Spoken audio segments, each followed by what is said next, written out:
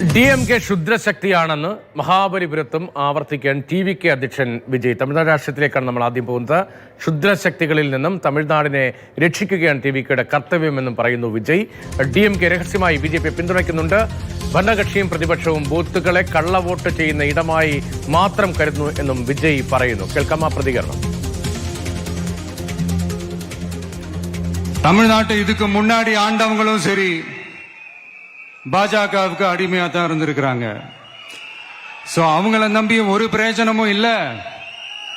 இப்ப ஆண்டுகிட்டு இருக்கிற இந்த திமுக அரசாச்சும் நமக்கு ஏதாவது செய்வாங்கன்னு பார்த்தா இவங்களும் அவங்கள மாதிரியே தான். இன்னும் சொல்ல போனா ஒரு படி மேல, இன்னும் மோசம். அவங்களாச்சும் நேரடியா சரண்டர் ஆகி இருப்பாங்க, இவங்க மறைமுகமா சரண்டர் ஆகி இருக்கிறாங்க. அவ்வளவுதான் வித்தியாசம். நம்மளுடைய இந்த தமிழக வெற்றி கழகத்தை இந்த விஜய் கூட நிப்பான்னு நம்புறாங்க. நம்மள நம்புறவங்களுக்காக நாம நம்பிக்கையோட இருக்கணும்ல. அப்படின்னா இது முக்கியமான மிக மிக மிக முக்கியமான ஒரு காலகட்டம் தானே. அதனாலதான் அவ்வளவு அழுத்தமா நான் சொன்னேன். அரசியலுக்கு வந்ததுக்கு அப்புறமும் சரி, ஆட்சி அதிகாரத்துக்கு வந்ததுக்கு அப்புறமும் சரி, ஒன்னே ஒன்னு சொல்ற, எழுதி வச்சுக்கோங்க. இதுக்கு முன்னாடி இருந்தவங்க மாதிரியோ இல்ல இப்ப இருக்கிறவங்க மாதிரியோ ஊழல் செய்யவே மாட்டான். KB ശ്രീധരൻ വിവരങ്ങളുമായി ചേർന്ന്. ശ്രീധരൻ, രൂക്ഷമായ ഭാഷയിൽ DMKക്കെതിരെ വിമർശനം ഉന്നയിക്കുകയാണ്. ആ വിമർശനം കഴിഞ്ഞ ദിവസങ്ങളിലുമൊക്കെ നമ്മൾ കണ്ടതാണ്. അതേസമയം DMK അല്ല TVK അടുത്ത ഓപ്ഷൻ എന്ന നിലയിൽ ഇന്ത്യ സഖ്യത്തിൽ, പ്രത്യേകിച്ച് കോൺഗ്രസിൽ അത്തരം ആലോചനകൾ നടക്കുന്നു എന്ന നിലയിൽ ചില വിവരങ്ങൾ വരുന്നുണ്ടായിരുന്നു. അതിനിടയിലാണ് BJPക്കെതിരെയും TVK അധ്യക്ഷൻ വിജയുടെ ഈ പരസ്യ പ്രതികരണം ഉണ്ടാകുന്നത്. ഏത് നിലയിലാണ് TVK മുന്നണി രാഷ്ട്രീയവുമായി ബന്ധപ്പെട്ട് ഇപ്പോൾ ആലോചനകൾ നടത്തുന്നു? ഈ പരിപാടിയുടെ പ്രസക്തിയും എന്താണ്?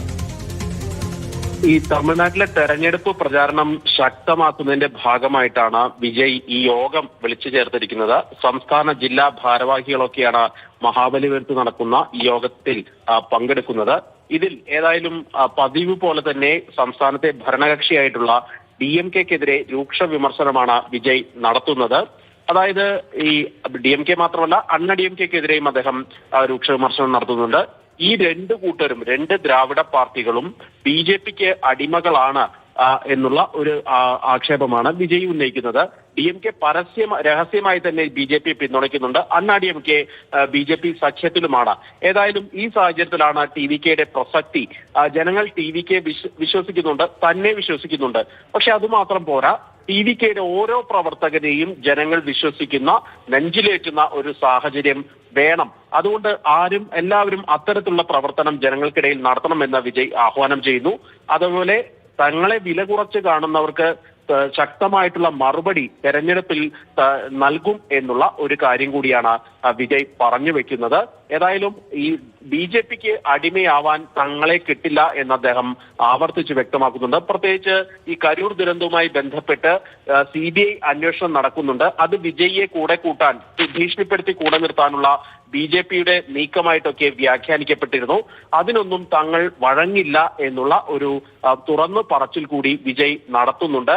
ഏതായാലും ഈ അണ്ണാദുരയെ പോലും മറക്കുന്ന തമിഴ്നാട്ടിലെ രാഷ്ട്രീയ പാർട്ടികൾ അവരെ പോലെ ആകില്ല തങ്ങളുടെ TVK എന്നുകൂടി വിജയ് പറയുന്നുണ്ട്. ഈ ക്ഷുദ്ര ശക്തികളിൽ നിന്ന് തമിഴ്നാടിനെ രക്ഷപ്പെടുത്താൻ TVKക്കൊപ്പം ജനങ്ങൾ നിൽക്കണം. അതാണ് ജനങ്ങളുടെയും തങ്ങളുടെയും കർത്തവ്യം എന്നുകൂടി അദ്ദേഹം പറയുന്നുണ്ട്. ഈ തെരഞ്ഞെടുപ്പിനായി 2020 ഈ 2 മാസങ്ങൾക്കപ്പുറം നിൽക്കുന്ന തെരഞ്ഞെടുപ്പിനായി പടയൊരുക്കം തന്നെ നടത്തണം എന്നുള്ള ഒരു കാര്യം കൂടി തന്നെയാണ് വിജയ് പറഞ്ഞു വെക്കുന്നത്. ഏതായാലും കരൂർ ദുരന്തത്തിന് ശേഷം അല്പം ഒന്ന് പ്രതിരോധത്തിലായിരുന്ന വിജയ് പൂർവാധികം ശക്തിയോടുകൂടി സർക്കാരിനെതിരെയും അതുപോലെ തന്നെ BJPക്കെതിരെയും രംഗത്ത് വരുന്ന കാഴ്ചയാണ് ഈ കഴിഞ്ഞ ദിവസങ്ങളിൽ, കഴിഞ്ഞ ആഴ്ചകളിലൊക്കെ കണ്ടുകൊണ്ടിരിക്കുന്നത്. KB ശ്രീധരനാണ് വിശദമായി വിവരങ്ങൾ നൽകിയത്.